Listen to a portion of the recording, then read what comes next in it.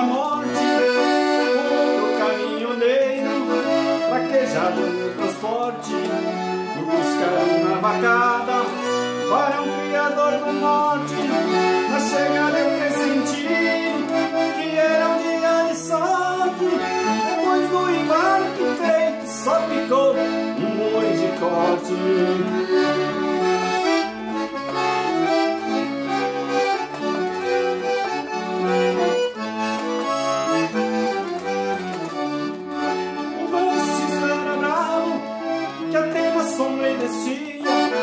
A filha do fazendeiro, olhando os lábios, dizia: eu nunca beijei ninguém, juro pela luz do dia.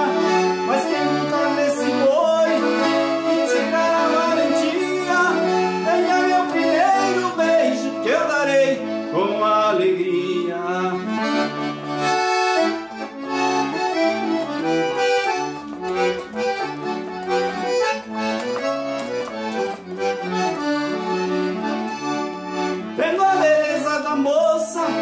Meu sangue ferveu na veia, eu calcei um par de espora e passei a mão na teia.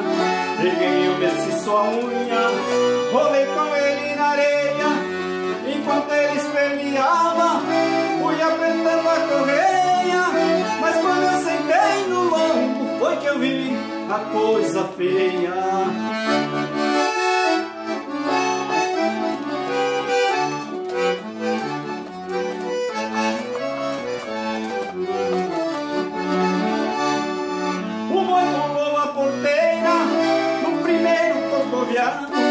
Numa ladeira de pedras, desceu pulando furtado, saía línguas de fogo, cheirava chifre queimado. Com os cascos do mestiço, batia no lajeado, parou berrando na espora, ajoelhando derrotado.